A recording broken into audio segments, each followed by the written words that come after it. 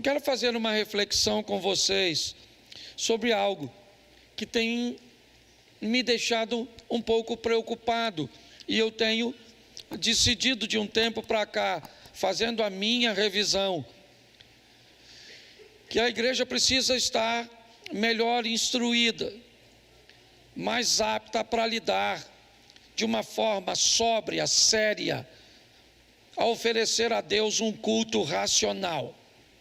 O culto racional, ele não restringe a presença do Espírito Santo, muito pelo contrário. As pessoas racionais, no contexto bíblico, quando a Bíblia diz que nós devemos oferecer a Deus um culto racional, a proposta é fazer com que aquele que vai oferecer o culto faça de uma forma sóbria, de uma forma clara, de uma forma objetiva. Essa é a grande verdade. Não sem saber o que está fazendo, sem saber o que está falando, ou falando de uma forma automática. Nós somos uma igreja que cremos nos dons, no mover, certo? E no agir do Espírito Santo. Acreditamos em curas, em milagres. O Espírito Santo tem liberdade para agir, porém, nós temos muito desconforto com meninice. Nós temos muito desconforto com um discurso que tem por propósito manipular pessoas, inibir a capacidade das pessoas de exercer seu raciocínio, ainda que seja errado, ainda que seja equivocado. As pessoas não podem ser privadas de pensar, de raciocinar. Fazer isso é causar na pessoa um nível de dependência. Quando você inibe as pessoas, seu filho, de agir, de pensar, de fazer, parece que você está o protegendo, mas uma hora você não vai estar mais presente, e ele precisará tomar suas próprias decisões. Então, pautado nisso, se você observar, eu tenho procurado fazer as coisas de uma forma mais metódica, para impulsionar as pessoas a fazerem da maneira certa. Até a oração aqui, eu fiz lendo, como eu ensinei a vocês, que muitas vezes tem dificuldade de falar. Então escreva durante o dia, e você vai ver que se você escrever sua oração durante o dia, certo? Mesmo que ela seja fragmentada na escrita, assim que você levantou, escreve, teve algum problema, escreve, teve algum pedido de oração, escreve. Quando você for orar a Deus à noite, não feche os olhos não, abre os olhos e fale: Senhor, eu vou orar ao Senhor em nome de Jesus, e está aqui todo o conteúdo que eu quero entregar em tuas mãos. E aí você leia tudo. Então, pautado nisso, eu tenho visto, principalmente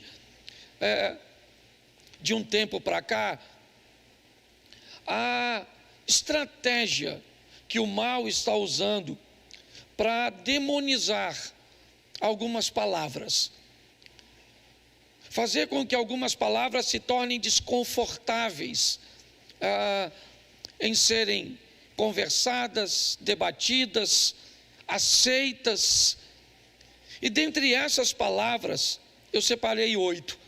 É lógico que esse culto é muito curto para que eu possa falar sobre todas elas, mas eu queria refletir sobre algumas delas. Eu separei a palavra dinheiro, eu separei a palavra sexo, eu separei a palavra política.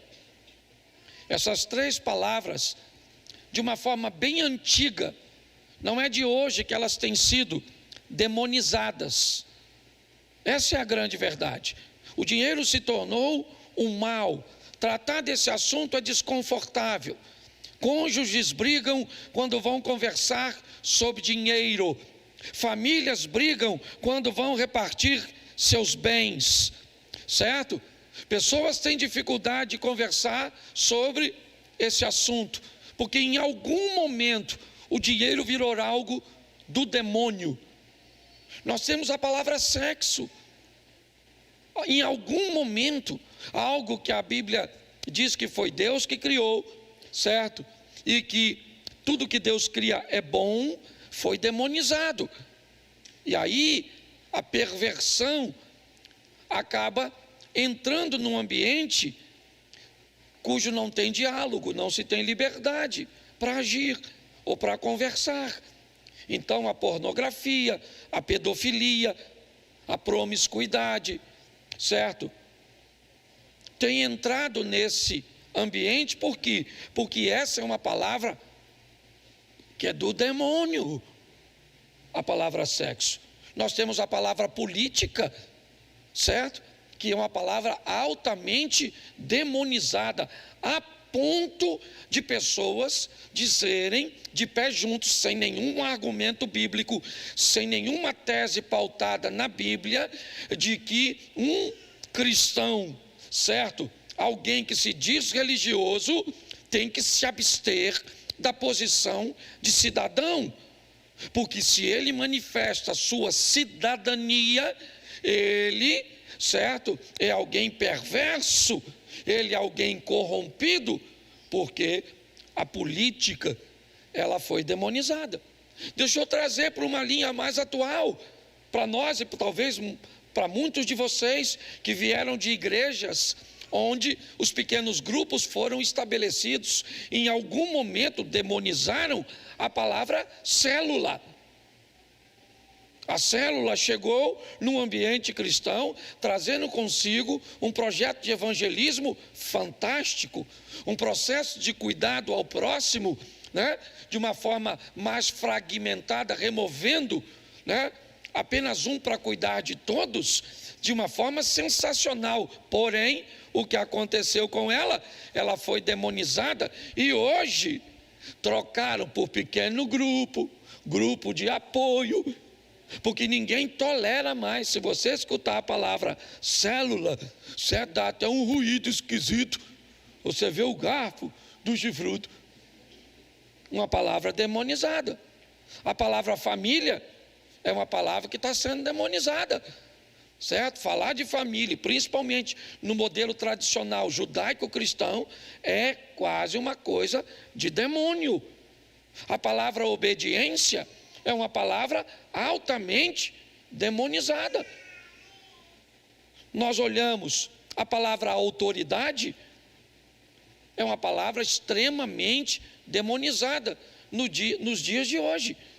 Eu tenho uma mensagem para cada uma dessas palavras, mas hoje eu quero me deter na última palavra que eu separei, ou nas duas últimas, e vou abordar à medida que for possível. A palavra religião e igreja. Está assim de gente falando mal da religião, certo? E não é da religião cristã, não, é de todo tipo de religião. Inicialmente havia um combate ao cristianismo. Essa foi uma estratégia, me parece maligna, durante muito tempo. Hoje ele ampliou. Para que acabar apenas com uma religião, se podemos descredenciar todas elas? Passamos até por despercebido, certo? Quando destruímos todas elas. Então não interessa mais se você é cristão, se você é espírita, se você é muçulmano, se você é judeu. Não interessa se você pertence a uma religião de matrizes africanas. Não, vamos acabar com a fé das pessoas. Então eu não sei se você concorda com isso, e você tem todo o direito, certo? Eu só queria te dar algumas informações bíblicas sobre isso, para que você chegue à sua própria conclusão. Porque essa é a grande questão, certo? É você avaliar o conteúdo que você recebe. Então preste atenção, quando você vai falar mal da religião, a primeira coisa que você deveria fazer é descobrir o que é. O que é religião? Certo? As pessoas falam muito das coisas, mas quando você pergunta a ela o que é, então se eu perguntasse a você certo? Lá descrito num dicionário, qual é o significado da palavra religião, eu fui lá para trazer para vocês.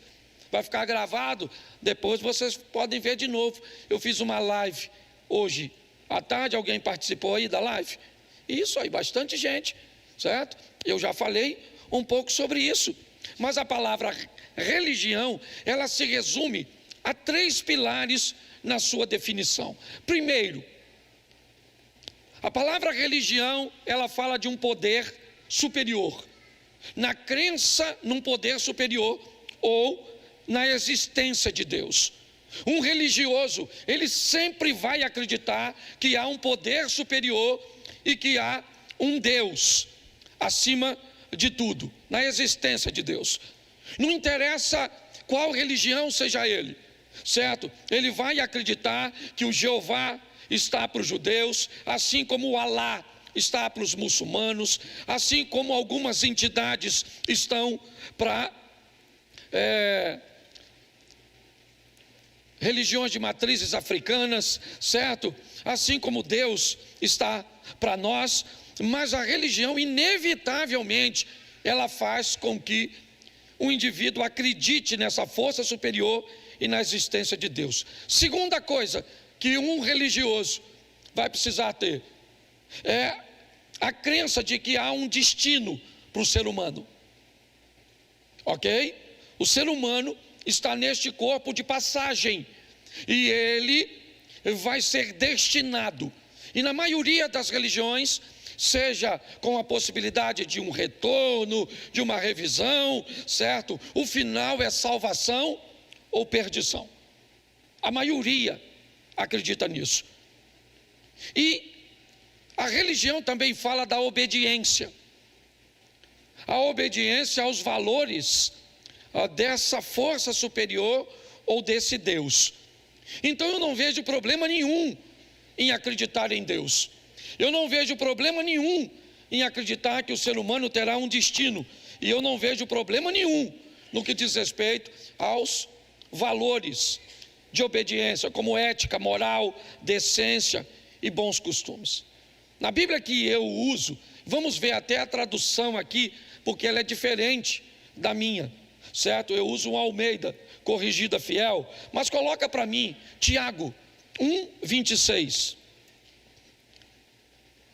Isso. Se alguém supõe-se ser religioso, deixando de refrear sua língua, antes enganando o próprio coração, a sua religião é vã. Verso 27. A religião pura e sem mácula para com o nosso Deus Pai é esta: visitar os órfãos e as viúvas nas suas tribulações e a si mesmo guardar-se incontaminado do mundo. Feche os seus olhos por um momento. Senhor nosso Deus e Pai, em nome de Jesus, eis aqui a Tua palavra, continua falando conosco e usa-me como um canal de bênção nesta hora, em nome de Jesus. Você pode dizer amém? Amém. Bom, preste atenção aqui, porque eu quero fazer uma reflexão com vocês sobre esta posição. Nós vimos 3 vezes a palavra religião aparecer no texto em que lemos. Algumas pessoas podem trazer uma tradução diferente, mas nós temos que entender uma coisa. A Bíblia está dizendo que aquele que cuida ser religioso precisa ter domínio daquilo que fala, disse Tiago, porque senão a religião dele é vã. O verso 27 diz que a religião pura e imaculada é cuidar dos outros sem perder o cuidado de si mesmo. Então não há nenhum problema com a religião. Nenhum problema com ela. As pessoas começam a trazer informações, eu não sei pautadas em quê, tá certo? Para falar tanto contra a religião do que contra a própria igreja.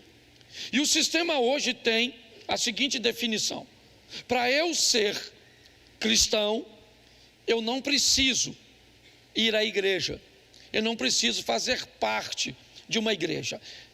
Em tese, ninguém está preocupado se você faz parte da igreja ou não. A verdade é essa.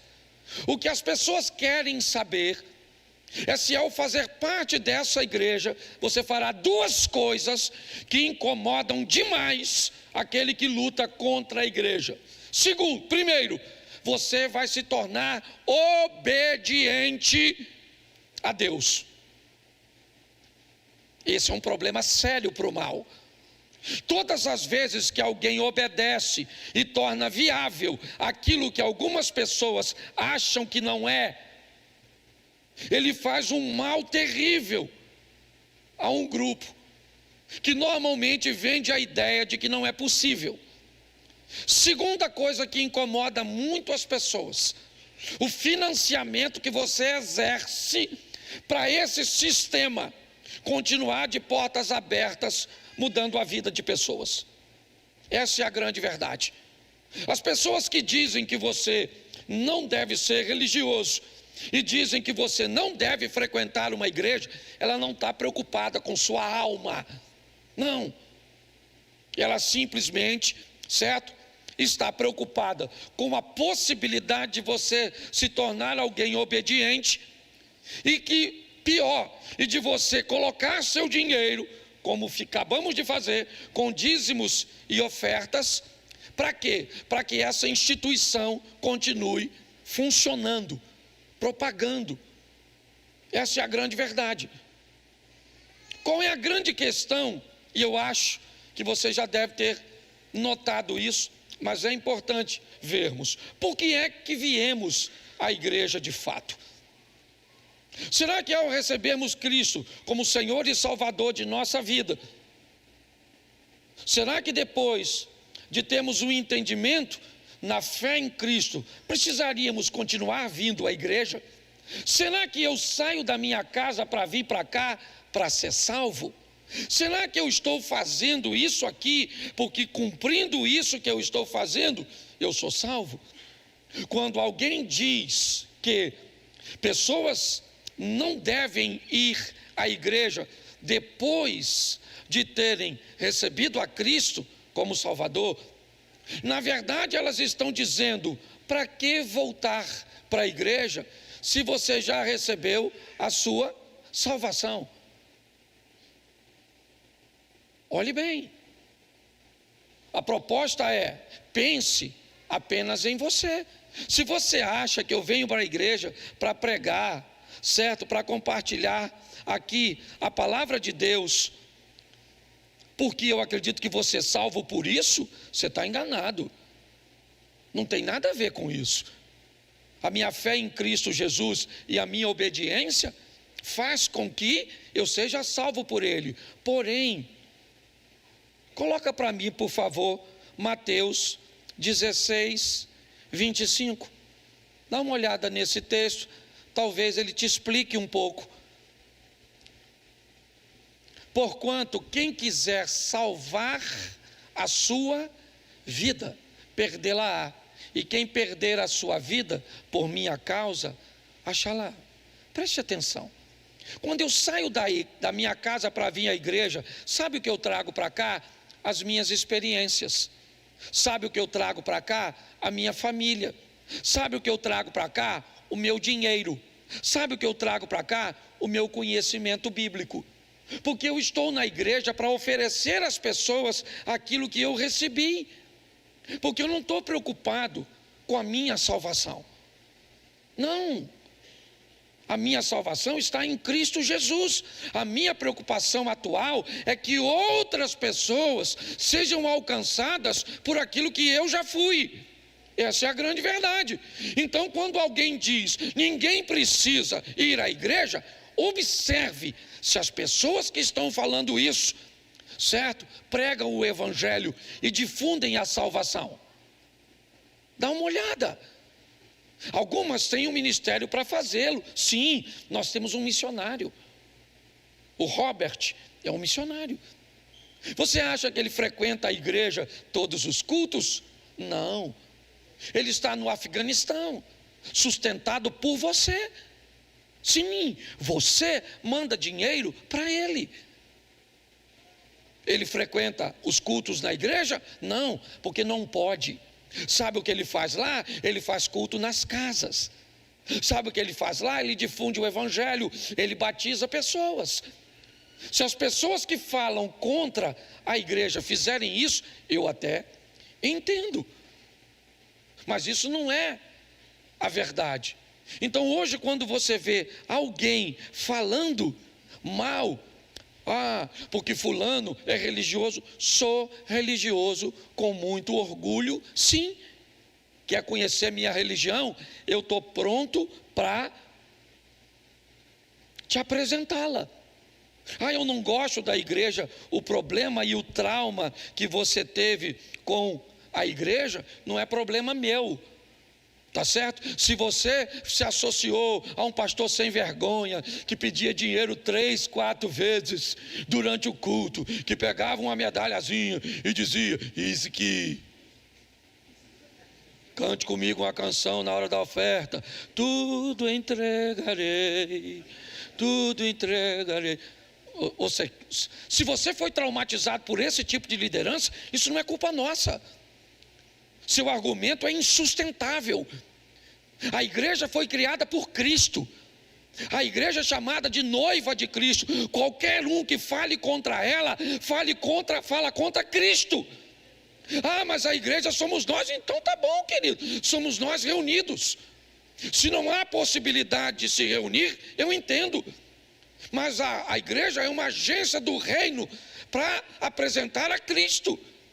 Então eu fico olhando as pessoas, e pior, alguns até crentes falando sobre isso, mas a maioria deles, diga-se de passagem, tudo traumatizado. Porque o pastor fez isso, porque a irmã de oração fez isso, porque recebeu uma profetada ao invés de uma profecia, porque o outro fez aquilo, tudo revoltadinho. A culpa é de quem?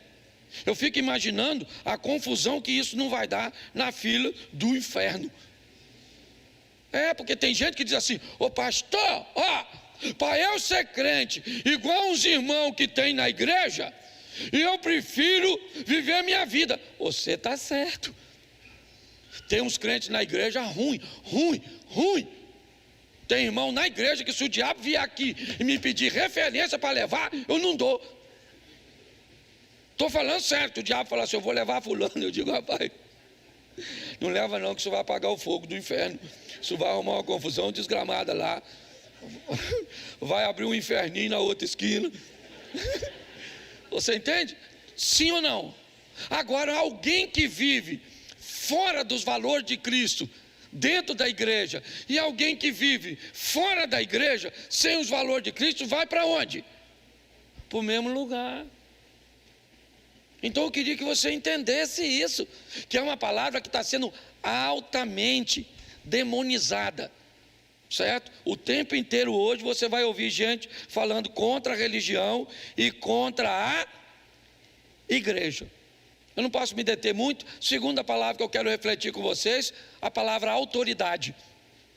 Pensa numa palavra que tem sido demonizada. Não reconhecer, certo, instituições que falam, certo, e que têm autoridade, tem sido algo expandido. Hoje você fala, né, de órgãos.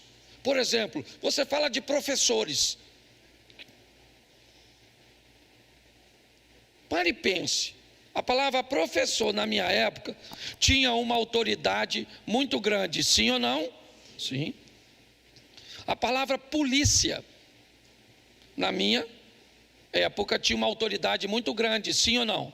Isso. Hoje tem? Não. Você olha para os dois lados, certo? Porque os dois lados foram destituídos, os dois lados. Você olha para o ambiente do professor, se perverteu? Muitas vezes sim.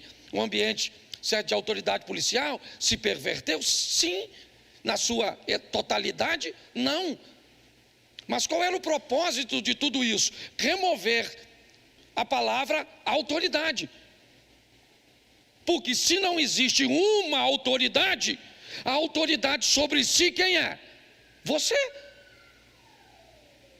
É cada um olhando para si mesmo e achando que é uma autoridade sobre si, ou seja, você faz o que você bem entender. São palavras que hoje não soam muito bem. E eu não estou falando porque eu sou, se você caminha comigo, você sabe que eu não me preocupo muito com essa história. O pastor está dizendo isso porque ele é pastor e ele quer ter autoridade sobre mim. Eu não quero ter autoridade sobre você. Eu quero te dar informações para que você entenda o que é importante. É só isso. Porque quando olhamos para essas coisas, essas palavras foram destruindo, minando. Vamos pegar uma sociedade sem religião. Querido, faça uma pesquisa, digita no Google, pelo amor de Deus, digite no Google o que aconteceu com nações cujas quais a igreja foi erradicada, a religião foi erradicada, e você vai ver o que aconteceu, onde elas estão. Essa é a grande verdade. A minha proposta é fazer o quê? É fazer com que as pessoas entendam, raciocinem. É isso. Eu não quero manipular você. Você não é obrigado a concordar com aquilo que eu estou falando. O que eu quero é criar em você um ambiente de questionamento. Será que faz sentido? Certo? Nós vemos crentes falando contra a igreja, porque o não crente, eu entendo isso. Agora eu estou vendo crente falando contra a igreja, crente falando contra a religião. É difícil. E não é porque eu sou pastor, não. Porque antes de ser pastor, eu sou cristão. Obediência é outra palavra. A palavra obediência virou um demônio. Falar para um filho hoje obedecer um pai é um troço terrível. Terrível. E antigamente, presta atenção, era tudo justinho. As autoridades favoreciam os pais, sim ou não? Sim. Eu sempre pergunto aqui, quem aqui apanhou? Levanta a mão. É isso aí. Apanhou, estou falando violência não, estou falando disciplina. A Bíblia diz que toda criança tem que apanhar porque nasce doida, aí apanha, fica boa. Está lá em Provérbio, a vara da disciplina tira a loucura do coração da criança. É verdade. Todo mundo aqui apanhou, sim ou não? Ou a grande maioria? Você ama seus pais? Sim. Eu estou para te dizer que quem apanhou do pai ama mais o pai do que quem não apanhou. O que era isso? Obediência. Obediência aos mais velhos. Eu lembro, o vizinho estava vendo você fazer algo de errado, ele falava, foi lá com seu pai, hein? Você ficava assim, não fala não vou fazer mais não. Sim ou não? Pega uma criança de hoje e diz para ela, vou falar com seu pai. Sabe o que ela fala? Se você encontrar ele, fala com ele que eu estou tentando falar com ele já faz uns dias. Então são palavras que elas se perderam e a sociedade está virando essa bagunça. Porque hoje você falar em obedecer, que obedecer, rapaz? Que obediência, que autoridade? Hoje não tem autoridade, que igreja, que religião, que família. Quando você vai falar de família, você fala de casamento, pensa na tribulação que você tem para falar. Hoje tem, sei lá, não sei nem quantas definições para definir uma pessoa. É ou não é? Tem hétero, tem homo, tem e pan. E vai, cada um. A mulher queria casar com a árvore nos Estados Unidos. Você pensa um troço desse? Porque a palavra família, nos moldes judaico-cristão, virou um demônio. Porque nós temos discurso de ódio. Isso. Odeio. Assisti os Smurfs. Infeliz. É verdade. Filho. Demonizaram. Hoje criança, cara, ninguém quer ter filho não. Filho é um troço caro demais, menino. Esse negócio de ter filhos, até porque você nem sabe o que vai ter. Parece crocodilo. Que nasce primeiro de acordo com a temperatura. Eu não gosto nem de falar disso, que eu fico doido.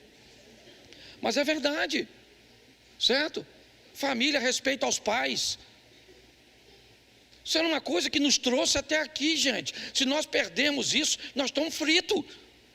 Essa é a verdade. Uma sociedade sem religião, sem igreja, sem autoridade, sem obediência, sem família, onde é que nós vamos? Pare e pense. Você já parou para pensar nisso? Uma sociedade que não pensa em política, eu sou contrário, ok? Primeiro, a botar um político para vir fazer política no altar da igreja. O máximo que a gente pode fazer é orar para Deus abençoar. Sou contra, certo? Vocês nunca me viram fazendo isso aqui. Eu fiz uma vez isso aqui quando o governador esteve aqui em hoje, estávamos recebendo o governador do nosso estado, certo? E dei uma palavra a ele como cristão. Mas eu aqui não fico dizendo em quem você tem que votar. Para mim, se você votou no Lula, se você votou no Bolsonaro, se você votou no Enéas, se você votou no... Eu não quero saber. Certo? A gente transmite uma mensagem e a igreja resolve o que vai fazer. Eu não estou aqui para fazer massa de manobra. Agora, presta atenção, a Bíblia está cheia de crente político. E quem é que colocou? Deus.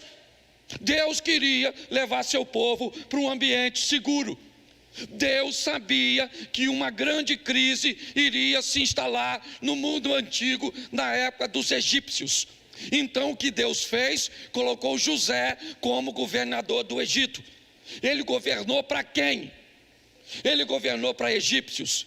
Ele governou para sua família. E todas as nações que estavam em voltas do Egito, ao redor do Egito, foram beneficiadas pelo governo de José.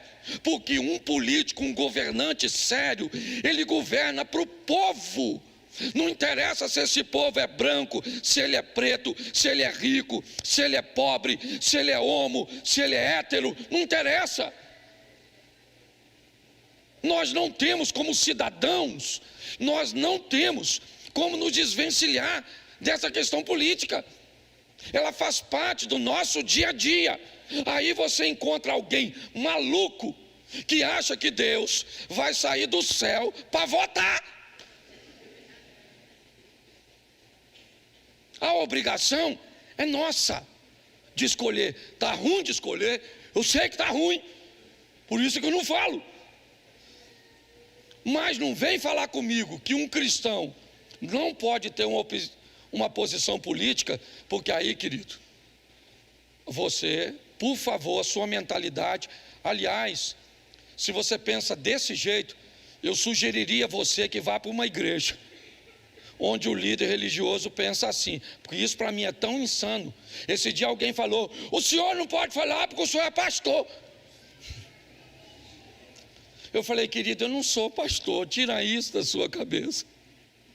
Eu estou pastor quando estou exercendo a minha função pastoral. Para minha mulher, eu não sou pastor, eu sou marido. Pergunta a ela se ela fala lá em casa: pastor Cláudio, quer almoçar? Você acha que os meus filhos, o Felipe, que é meu filho, fala para o pastor Cláudio? Você acha que meu neto me chama de pastor? Porque para meu neto eu não sou pastor, eu sou avô. Para minha mulher eu não sou pastor, eu sou marido. Para o meu filho eu não sou pastor, eu sou pai. Para minha mãe eu não sou pastor, eu sou filho. Certo? Para os meus amigos eu sou o Cláudio. Entendeu? E para a política eu sou um cidadão. E você também, goste ou não. Você pode até abrir mão do seu direito, certo? Mas você é um cidadão. Então, por favor, para com essa palhaçada de que religião e política não se misturam. Não mistura, mas você é cristão. É obrigação sua orar pelos políticos tudo. Você já me viu fazendo brincadeira, mas quando eu dobro o meu joelho, eu não votei no Lula.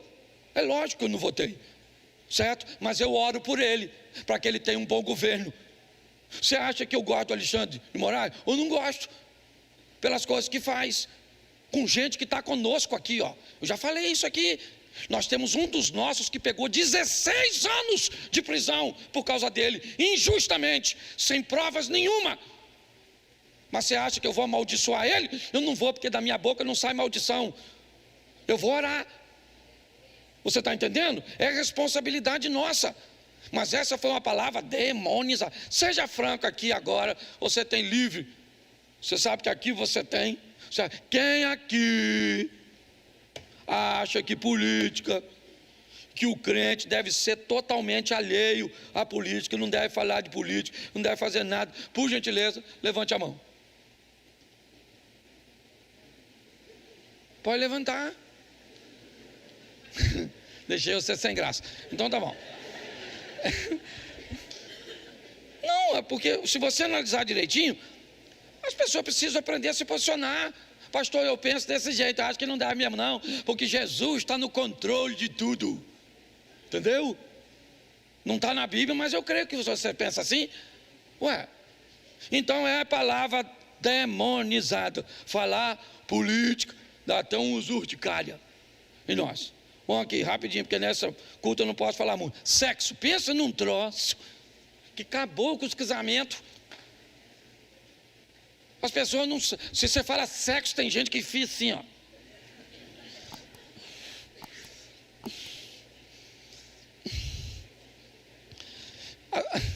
Você falou sexo na igreja, a mãe já fecha logo os ouvidos dos filhos. O menino tinha 11 anos de idade, o pai falou com o menino: meu filho, está na hora de nós conversarmos, tirarmos umas dúvidas sobre sexo. O garoto falou: senta aí, pai, quais são? É só você falar. Então deixa eu falar uma coisa para você. Quem criou o sexo foi o capeta? Sim ou não? Quem criou o sexo foi quem? Então por que a mulher às vezes não tem intimidade para conversar com o marido sobre esse assunto? O marido não tem intimidade para conversar com a mulher. Por que a pornografia está aí, um pessoal com as cabeças tudo tortas, com os troços tudo esquisito? Porque alguém demonizou, rapaz. Um namorado deveria ter toda a liberdade de falar sobre sexo com a sua namorada antes de casar. Minha filha, senta aí que hoje nós vamos falar, nós não pode fazer. Nós acreditamos só depois do casamento. Então, mas senta aí, minha filha. Vamos conversar sobre isso. Tá certo? Bom, na modalidade das Olimpíadas, do sexo depois de casado, você, assim... Fala, não fala, não fala. Tem mulher que gente, quando eu citar exemplo, eu não falo o nome. Então, por favor, não se aborreça. Eu fui lá no gabinete do pastor e ele me usou como exemplo. Não usei, eu não faço isso. Entendeu? Mas eu preciso usar os exemplos. Mas eu não falo o nome, eu falo o crime, mas não falo o criminoso, entendeu? Entendeu? Eu não falo, eu nunca falei. As pessoas ficam constrangidas, certo? Mas qual é o problema? Alguém acabou criando em torno da palavra sexo uma visão tão ruim, tão perversa, tão suja, tão má, que o pai tem vergonha de falar com o filho, a mãe tem vergonha de falar com a filha. Sabe, fique tranquilo, a internet não tem. Fica tranquilo, certo? Que a família dos netos não tem, certo? Eles vão falar e ensinar do jeito que eles quiserem. E quando você for descobrir, deformaram seu filho, deformaram sua filha, certo? Eu fico olhando as senhoras mais antigas. Sim, eu lembro daquelas senhoras, sabe, sábias, de uma postura correta, mulheres decentes, ordeiras, santas, piedosas, que se tivessem transferidos para a geração mais nova o conhecimento e a moralidade, certo? Que elas tinham, nós não teríamos tanta imoralidade como temos hoje. Mas elas, também contaminadas por essa demonização da palavra sexo, tinham vergonha de falar com suas filhas, vergonha de falar com suas netas, certo? Enquanto os homens, a grande maioria deles machistas, fazia o contrário, conduzia seus filhos seus netos para um ambiente de perversão, fazendo os meninos se tornarem homens em ambientes promíscuos. Tudo isso por quê? Por causa da demonização da palavra sexo, onde o prazer, onde a moralidade, a santidade, sabe? Para mim, quando um cristão está fazendo sexo, ele continua sendo cristão. Para mim, quando um cristão faz sexo, os anjos do Senhor acampam-se ao redor daqueles que o temem, mesmo quando eles estão fazendo sexo, porque não estão pecando. Quando há imoralidade, os demônios de Satanás acampam-se ao redor. É assim que funciona. Mas alguém demonizou isso. E até hoje, século 21, mulheres têm vergonha de falarem para os seus maridos de onde gostariam que eles colocassem a mão ou fizessem um carinho. Porque não se sentem íntimas de seu homem, de seu marido, que vivem com ele 10, 20, 30 anos. Que poderiam ter com suas esposas de uma forma lícita, santa e prazerosa, certo? Resultados extraordinários, certo? De um relacionamento sexual sadio, mas alguém demonizou a palavra sexo. Então, se a gente fala sexo, parece pornografia. Se a gente fala sexo, certo? Parece algo totalmente errado. Então, ninguém toca nesse assunto. E por isso nós chegamos onde estamos. A palavra dinheiro é uma palavra altamente demonizada.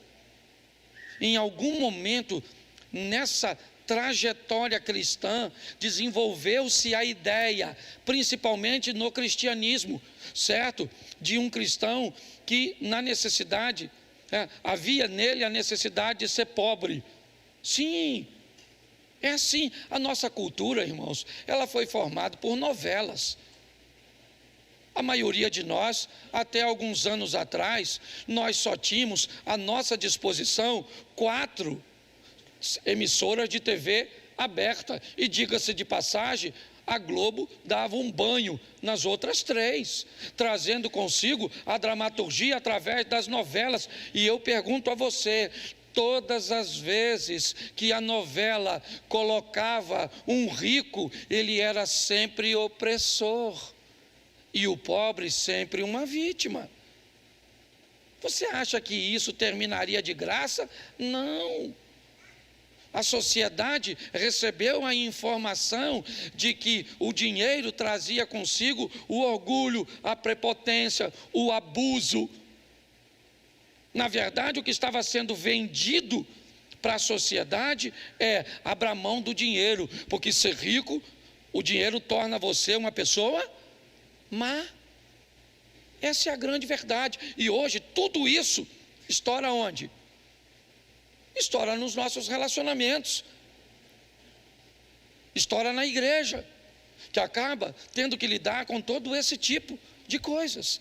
A quantidade de gente aqui que ainda tem problema com prosperidade, que para a gente ministrar uma palavra de oferta tem que ter todo o cuidadinho, porque as pessoas ficam tão ofendidas, certo? Por quê? Porque você já viu em algum lugar as pessoas carregando saco de dinheiro nas costas. Eu entendo isso, porque você viu em algum lugar um pastor, ruim, mal intencionado, realmente tirando proveito das pessoas, vendendo isso, vendendo aquilo, fazendo isso, fazendo aquilo. Eu sei, mas gente ruim tem em todos os lugares. Nós temos que entender isso. Nós vamos ter problema com sexo por falta de habilidade. Nós vamos ter problema com política. A Bíblia me diz uma coisa, eu não sei se isso dá para acontecer na sua vida, ou se você seria capaz de tomar posse desse texto. 1000 cairão ao teu, 10.000 à tua, mas você, isso. O assunto é dinheiro, tem gente caindo para lá e para cá, mas eu não vou cair. O assunto é sexo, tem gente caindo para lá e para cá, mas eu não vou cair. O assunto é política, tem gente caindo para lá e para cá, eu não vou cair. Nós precisamos preparar uma igreja forte, apta, porque se cria um ambiente, certo? Demonizado para se discutir esse assunto. Se você for defender e não tiver preparado, vai passar vergonha no ambiente estudantil. Vai passar vergonha no ambiente, né, da rede social. Essa é a grande verdade. Então nós olhamos.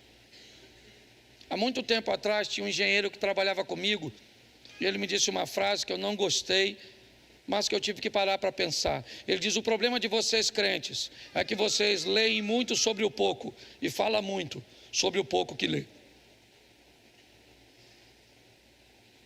A falta de formação nossa, talvez vocês sejam muito habilitados para falar sobre a sua formação acadêmica, sobre a sua profissão, sobre aquilo que você desempenha. Talvez se eu perguntar para você sobre sua profissão, sobre o que você faz, sobre o produto que você representa, sobre a área que você atua, você me daria uma aula. E isso está certíssimo no que diz respeito a essa vida terrena. Mas e a hora que requererem de você um pouco do seu conhecimento a respeito das coisas de Deus e das coisas espirituais? Está chegando um tempo onde não vai se tolerar mais um crente superficial. As coisas estão apertando, apertando, apertando. Nós temos uma bênção a nosso favor ainda, certo? Por tempo aparentemente limitado, a rede social. Porque o sistema já comprou a mídia, certo? Fechada. Hoje é fácil, porque quando alguém vai fazer alguma coisa, tem alguém filmando. A rede social ainda pode falar uma verdade, mas vocês devem saber, certo? Eu acredito que aqueles que entendem um pouquinho de política devem saber que já quase no finalzinho de dezembro, quase no apagar das luzes de 2023, certo? O nosso atual presidente sancionou uma lei sem a necessidade de passar por lugar nenhum, apenas por ele, certo? Estabelecendo já uma linha, né? De uma forma simples para eu falar para vocês, que restringe, certo? Esse nível de comunicação, dizendo o que é verdade e o que é mentira. Então a igreja precisa se preparar, porque vem tempos que a igreja vai crescer como nunca cresceu, certo? Mas que vai ser perseguida como nunca foi. Essa é a grande verdade, certo? É a hora do trigo e do joio, certo? Ser visto de uma forma muito clara, e nós precisamos estar preparados para isso.